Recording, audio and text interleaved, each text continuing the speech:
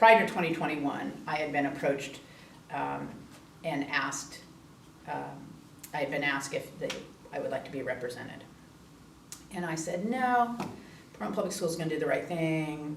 This is my life. I've lived with, this is my employer. This is where I went to school. This is, it's, part of my life, right? And so I said no at that point. And then as we started going through this process, went through the remodel, came back to the building. There's this beautiful baseball field. My kids actually, I brought them back in the community. We were at the Marshall campus, so that's 8 miles away from here. So during our spring season, I chose to bring the kids back into the community. We played actually down in the bowl area, which was craziness because it's a football lined field.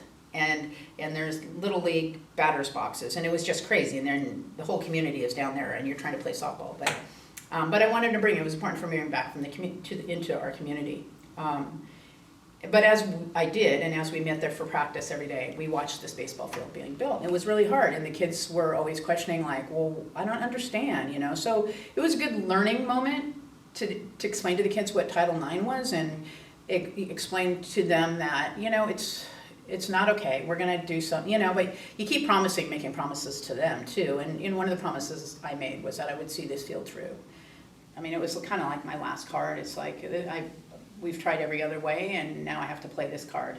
And it was going to be my last card I played because it was either going to be done or not going to be done. So I think they took it a little more seriously and realized that there has been other lawsuits, like Oswego for one of them, that has been filed where there is inequities. And I probably was not aware of so much of the inequities until, especially now, like what we have now. And being down here at this school during those 2 years, even though it was on the football field, we were much closer. I didn't think of too much about it. It's like what we had always done for years, decades.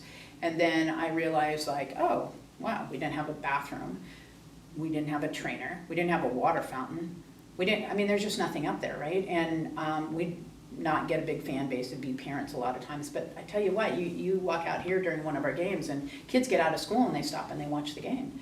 Community members come and they watch the game, and it's just amazing, it's a great feeling.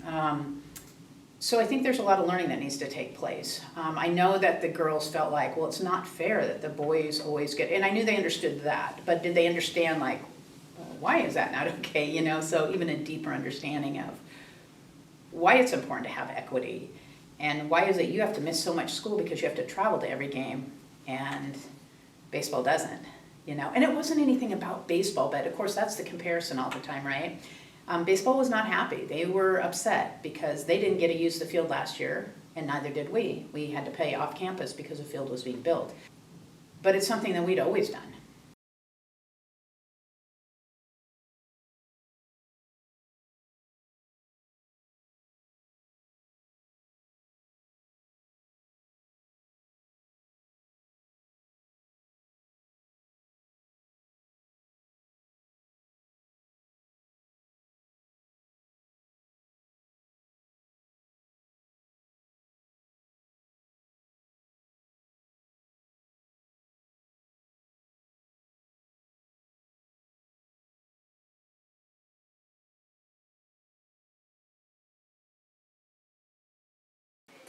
I'd say if you looked at our win-loss record this year, it wasn't great. But as I always tell my kids, the only thing you need to tell anybody is you came in second. They don't need to know there's only 2 teams.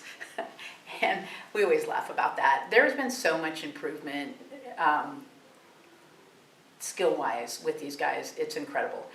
And I think a lot of it has to do that we have been out playing on a field. We have not been, rained out of Wilshire Park and, and all the craziness that went on up there.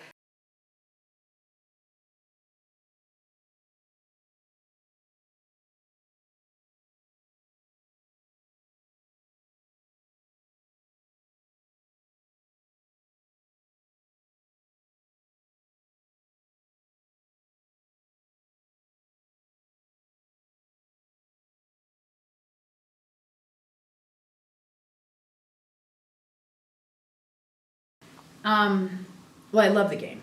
That's first and foremost. And I'm a teacher of the game. And I'm a teacher by trade, right? So that comes first. My teaching comes first, coaching comes second. But it all kind of goes together. I mean, I'll, you know, I'd be lying if I told you there weren't days that you cried, you know, you'd go, can't do this anymore, you know. I mean, even, you know, thinking about it now, it's like, it's hard, you know. But you gotta, you know, get yourself back up and go, okay, this is hard, but we're gonna make this happen, right? And I think that if anything is worth doing it, it oftentimes is really hard, you know, especially when you're battling these immovable obstacles like the school district or, you know, whatever it is, right? And I made a promise to the kids, you know, and that's a big driving force. You know, we're gonna see this through, so. That's not supposed to be. Come on, Jesus. Thank you for that. There you go, you got it.